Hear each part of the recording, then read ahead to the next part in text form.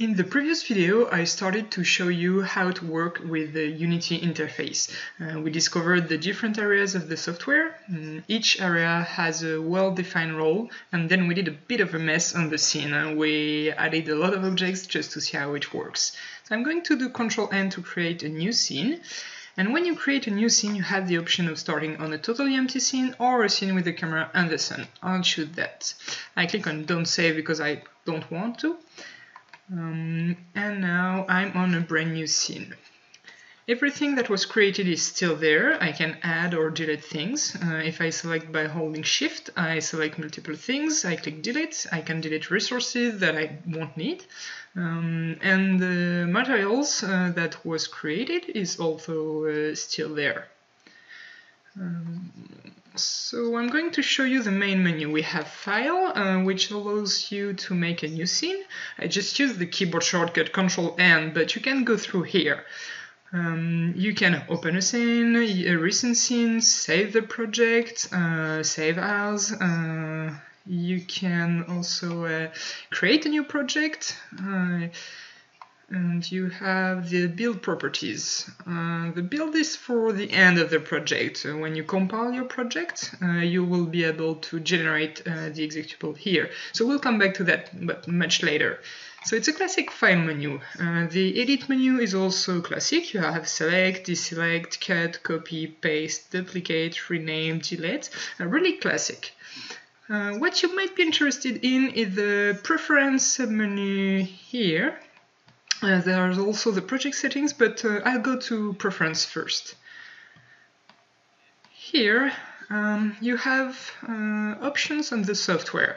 We have the general options, and there's not much that will interest you here. We have the colors. That will allow you to modify the colors of the interface, for example. If you want to modify the axis arrows colors, you can do that. I don't really recommend changing the colors because if you look at online tutorials, at least you'll have the same colors. But it can be useful if you have color blindness, or you can change the colors here to better suit your needs. In the general menu, I said there's not much, but there's a dark mode. I'm currently in dark mode.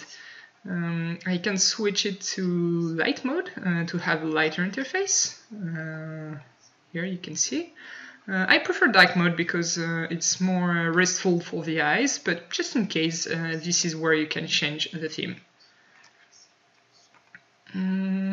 And still about the accessibility options, depending on your site, if you have a bad site and the icons are too small for you, you can go to UI scaling and you'll have the option to change, well, the size of the interface using percentage.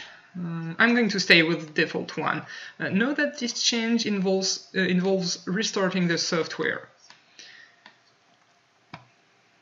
So I told you that there was also the project setting that you might be interested in, and we'll talk more about it later because for the moment there's not much that interests us. We are automatically in the player menu. Here when you compile your game, you can modify the company name, the name of the game, the version, the icon, the resolution of the game. Do you want it to be in full screen or in window mode? What is the resolution you want to use? You have the splash image, which is the logo that appears when the game opens. You have all the icons. For example, to compile your game on mobile, you will need all the icons for Android and iOS. There are other options here that you have access to, but that's for when you compile your game. You'll be able to adjust all these settings at that time. There aren't many menus you need to modify. Generally, the default settings are fine. You don't need to change them.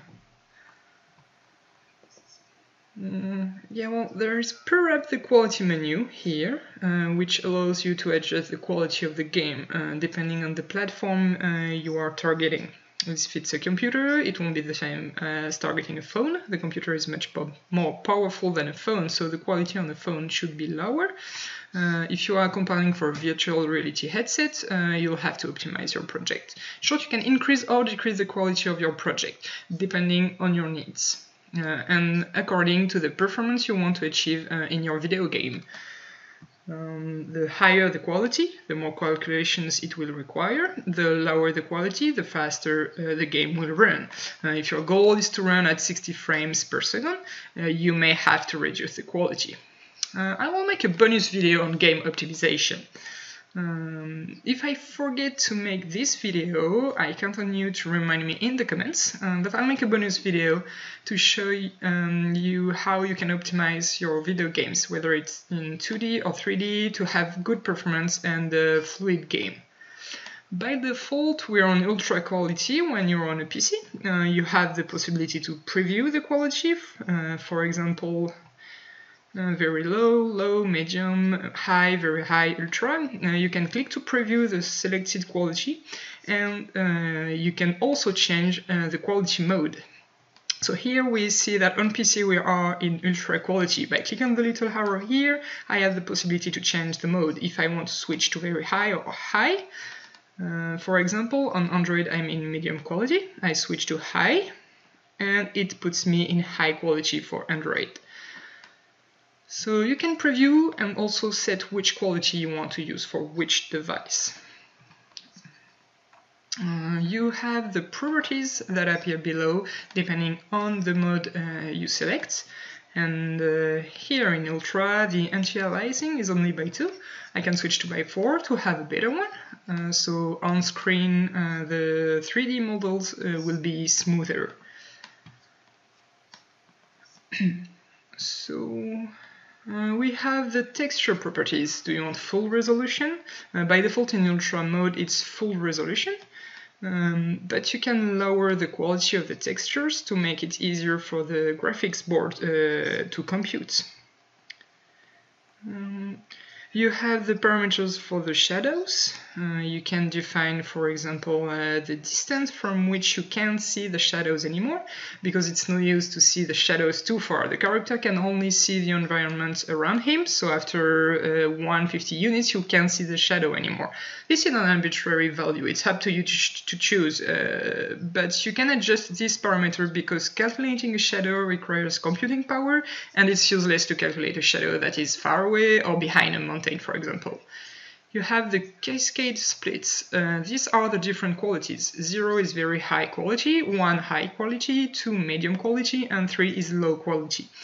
You can adjust this so that you get higher or lower quality shadows depending on the distance. The closer you are to an object, the higher quality the shadow will appear.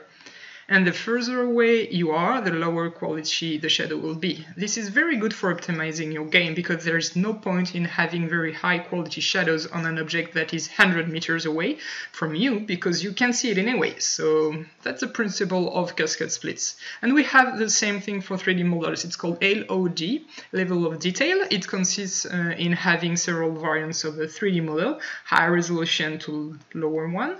And according to the distance at which the model is from the camera, it will be less and less well defined.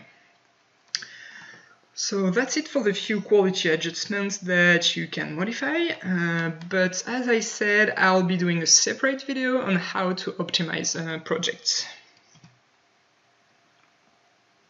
So I'm going to close. We were in the edit menu, we have the assets menu. It allows you to work with the assets.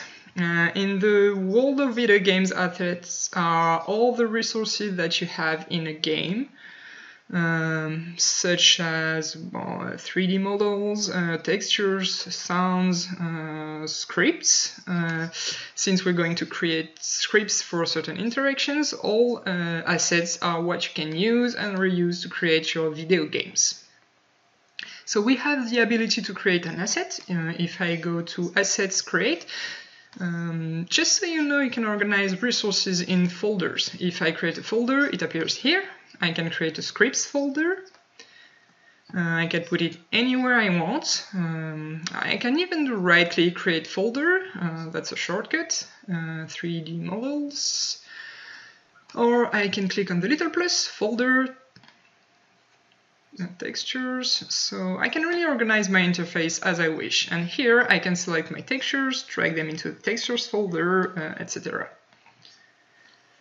You can either right-click, create, or the little plus, and you create the folder, or assets menu, create, and you create the folder. You can organize your project as you wish, but the idea is to separate the resources, sounds, videos, textures, so that you can find your way around your project. We have the possibility to create a C# script. It's the programming language we'll use to develop our game. It's the official language with Unity. You have the possibility to create assets specific to 2D. In this case, we only have physics material. It's what will allow you to define the physical properties of your object. If, for example, you create a sphere, is it a bowling ball or is it a bouncing ball? For Unity's physics engine to be able to calculate bounces correctly, you have to tell it if it's a bowling ball or a bouncing ball, which bounces a lot more than a bowling ball. The shader. I explained to you quickly what it was. It allows you to define how the texture of the object is calculated, the light rays that arrive on the object, how your object will react. Is it smooth, shiny, transparent even? Well, I'm presenting you with the main things that you can create. You can create texts. These are interface texts to display messages, dialogues, for example. You can create a material, so we've seen that when you add a texture to an object, it automatically creates a material, but you can manually create your own. I'll show you that in a moment.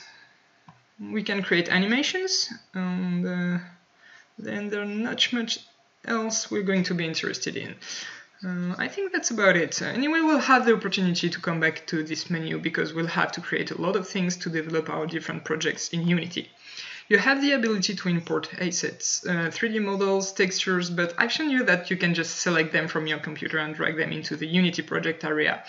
You can export a package, it's to share some assets. You can right-click on the texture folder and export the package.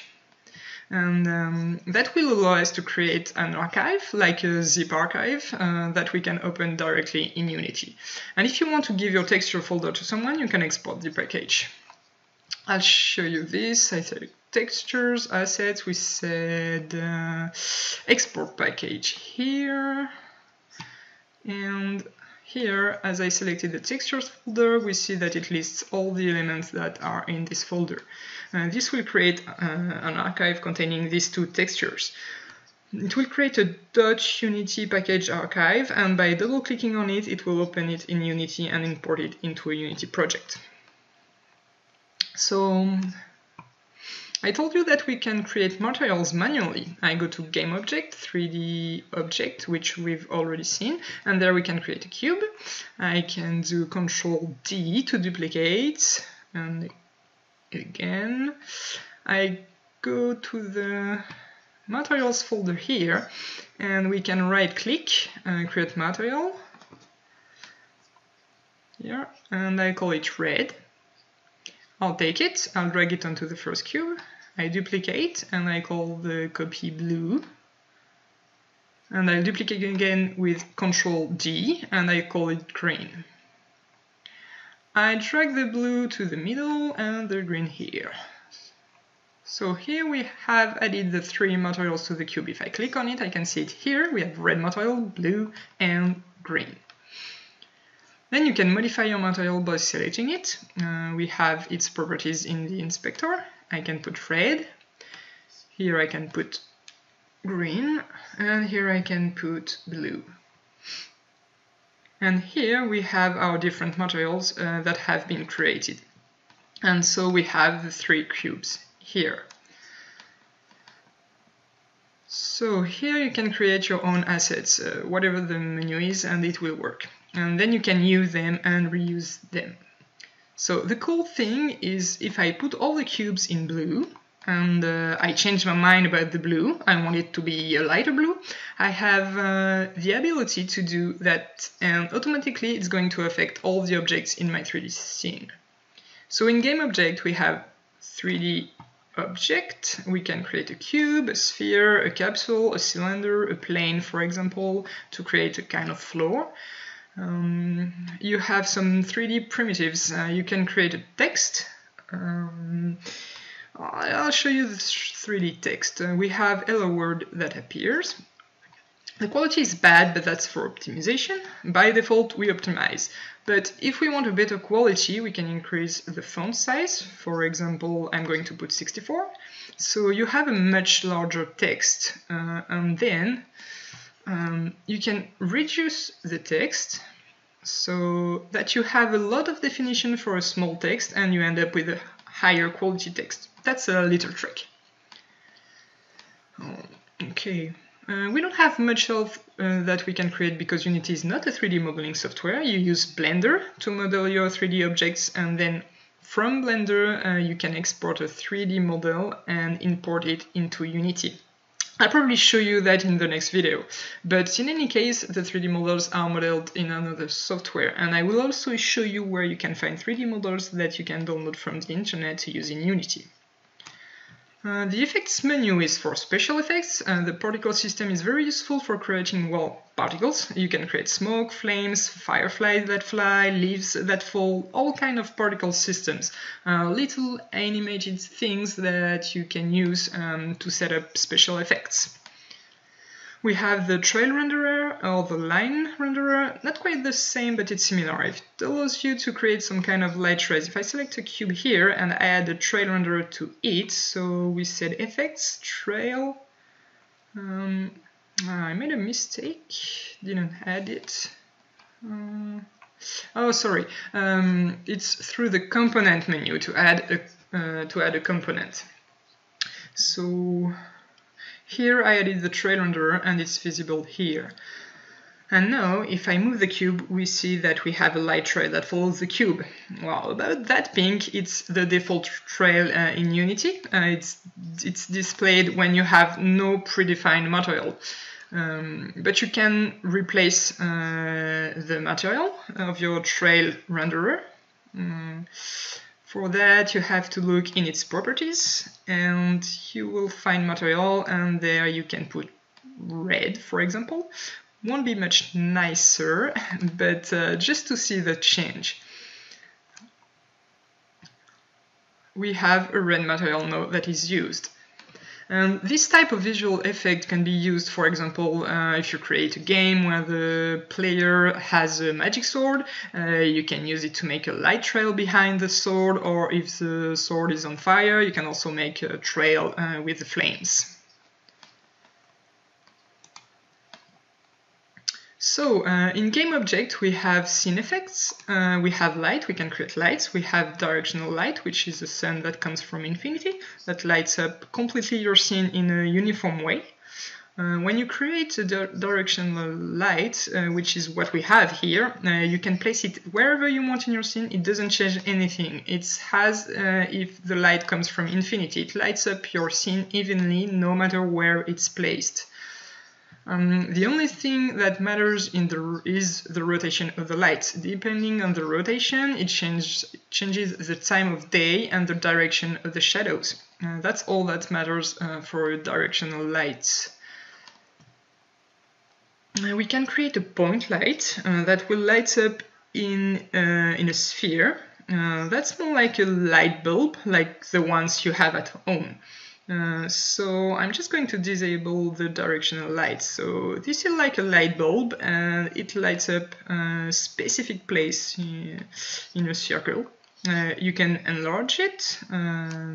You can extend the bulb so that it lights more or less far, and you can modify the intensity of the lightning. So that's the point light. Staying light, we have spotlight, a bit like on a stage. It's a spotlight that lights up a specific area. Likewise, you have the possibility to increase the lighting distance, the angle of the spotlight to light up more or less, the light intensity, and you can activate the shadows. Hard shadows or soft shadows for smoother shadows. So that's the spotlight. There's a light that is a little more complex. I will try to present it to you in a separate video. But the area light, it's a light a bit like we have in corporate offices, you know, the luminous squares on the ceiling.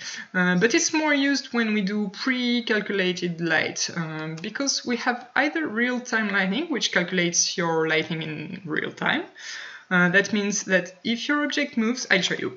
If your object moves, its shadow moves in real time. Oh, that wasn't a good example here, that one. Its shadow moves in real time, which is normal. It's real-time light, except that real-time light is more complex to calculate for the graphics board. So we have the possibility of doing pre-calculated lighting, which consists of generating a texture of the scene, and then when you move the 3D models, the shadows stay on the ground, because in fact the lighting has been calculated as a texture. So it's much more optimized for your graphics board, but it means that you can have that real-time updating of the shadows. Well, there are techniques to do pre-calculated light and still have shadows that move, but that's more complex, and I'm not going to go into those notions in this video. So we were still in game object, we saw light, we have audio. You have the ability to create an audio source, something that's going to be able to emit a sound, and by default your camera has an audio listener, which is a component that is able to listen and hear sounds. You can only have one audio listener per scene, and you have the ability to create 3D sound, that is, to have sound that actually comes from a location. If you're looking at the object, you will hear the sound loud. If you are not looking at the object, the sound will be weaker, and if you're on the side, you will hear the object more from the right ear than from the left, for example. This is 3D sound in relation to space. You can create a video player to create the cinematics in your game, or if you have a 3D TV model, you can put a video in it, and for that we will use the video player component. UI is the user interface. I'll make a separate video for that. It's what will allow us to design user interfaces with buttons, sliders, text, an interface like we find in old games to display a life bar, experience, objects, etc. You can create a camera. You already have one in the scene, but you can create several cameras if you wish. And then you have some shortcuts that allow you to orientate yourself and the camera. If I click on Move to View, it positions the camera at the place of my view here, where I'm looking. It positions the camera. I'll show you this. Game object, Move to View, and here it repositions the camera. But it's not a shortcut I use a lot. You can click on Align to View, which positions the camera as I've positioned it here in my scene.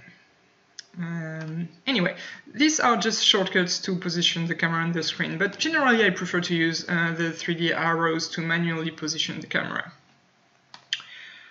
I realized this video is already quite long, so I'm gonna stop here. We did a quick overview of these first menus. We'll come back to them in more detail during the course, and I'll introduce you to the other menus in the next video. So try to practice with what we have seen in the first menus, and we will meet again in the next video to discover the following menus. Thanks.